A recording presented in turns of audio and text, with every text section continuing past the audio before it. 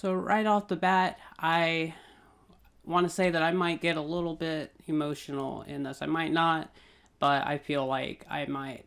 Also, I do always have the intent not to get too personal, but I always end up getting kind of personal anyways. So, in the case that that happens, which it likely will, I want to make sure that if my person sees this, that they watch the whole video and listen to what's being said, and that there's no negativity really involved here.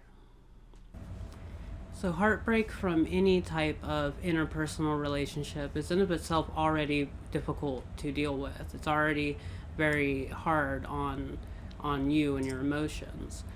In the case of twin flame or soulmate relationships of any kind, this could be karmatic, it could be it could be friends or family or lovers. It becomes even more trying, even more hard to deal with, and even more confusing, and oftentimes leads you into this little pit of, why is this happening? I don't understand it. Because of the way that we have come to understand incorrectly love, and the way that we have implied that and applied that into our interpersonal relationships and romances, the feeling of rejection that comes from a heartbreak with a soulmate or a twin flame is more than we are usually prepared to deal with. So it is our perspective and understanding of the situation and of the heartbreak that we need to adopt. We need to adopt a different perspective and a different understanding of the events that took place and why they took place, and not just the way that we handle them, but the way that we find love in them, even though they had, at least at some point, hurt us. Doing this isn't easy, and it sometimes takes some time, as we are changing the way that we look at a harmful situation. That's always a hard thing to do. So being patient with ourselves is going to be, it's important while we adopt these new and fundamental ideas and beliefs behind the events that took place. When your heart gets broken, it's very easy to look at the situation at face value, to say, you hurt me and so I'm hurt, and leave it at that. And that's kind of where we tend to resonate, where we tend to sink into.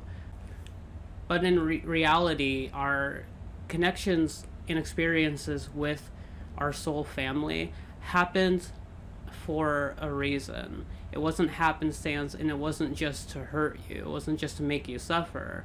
There's a lesson in there somewhere, and there's a pattern that develops after the fact. This is where I'm gonna have to get a little bit personal, so you understand where I'm coming from, and hopefully it should give you a little bit more context. So we're gonna backtrack to earlier of last year. I started getting this feeling that I was gonna meet at least one of my twin flames. I do think that the twin flame thing is way more complicated than we're currently able to understand. So the way that I'm looking at it right now is a stronger, more psychic connection with someone who's in your soul family. This feeling that I was gonna meet somebody grew so intensely that it was just always in my face, always in my mind. I started getting so drawn to this event, to this person, and there was this number 7 that just kept popping up in my life. Just random people who I've never had any discussion with and didn't know anything about me would just start sending me the number 7 over and over again. They still kind of do that, but stuff like that was becoming predominant in my life. And then I met someone and I was just instantly drawn to them. It's like I knew them from lifetimes and lifetimes ago so well that I couldn't get it out of my head that they were this person, that they were this twin flame. Now I'm still kind of trying to figure out what role they may or may not play in my future. I met this person, and we I actually started living with them almost right away. After meeting them, I only went home like once or twice, and only for a couple of days until I ended back up there. But I ended up getting cheated on, and as an empath, I kind of knew that something was going on. I could feel it. I even may or may not have astral projected into it. um, and that just kind of eventually we ended up splitting up, and I was so hurt because they were so close, and I had this great, powerful, strong, like psychic and soul connection with this person. It wasn't until months later that they actually told me that they cheated on me, and my response, of course, was, "Well, yeah, I know that."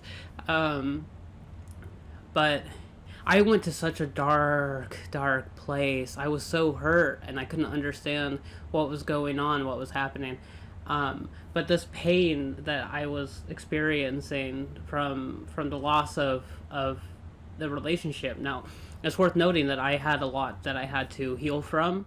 As far as like being in a relationship with someone goes, I had a lot of issues that I was dealing with that I wasn't aware that I was dealing with. I eventually did work on them, figure them out, and resolve them.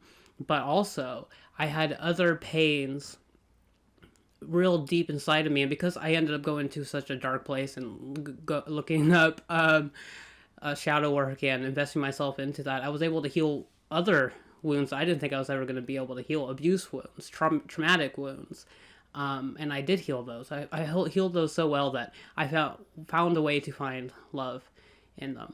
My point here is that meeting of this person who is a soulmate of some form ended up turning into something that became very painful. But if I didn't have that painful experience, if we didn't split and we didn't go separate ways, I never would have been able to heal those wounds and to figure out my life path and to actualize myself as the person who I really truly am. In a lot of ways, it shifted my life into a place where I could start to follow the path that will bring my life to where my life is really meant to be. So it was absolutely necessary that not only did I meet them, but that I had the heartbreak that came from it, because that heartbreak changed me in a good way. It just hurt really bad. Now, they weren't abusive in other manners, you know what I mean? There was no, like, they didn't really hit me. They didn't talk down to me. They just cheated on me and lied to me a bit. But it's one of those things where just because somebody hurts you doesn't mean that you shouldn't have been hurt. And that might sound hard to digest, but it's true. Sometimes we have to go through pain so that we could evolve. It's important. It's just that it hurts, so the way that we look at it is, oh no, because our bodies are like, when we feel pain, and since we resonate these things as pain is how we define them, our initial reaction is to be like, oh no, this is a horrible thing, don't ever let it happen again. So we need to learn to appreciate that pain, because that pain shifts us into somewhere we're supposed to go. The how-to of this, I think, is something that's going to have to be put into a different video. I think it's something I'm going to have to put some real outlining for.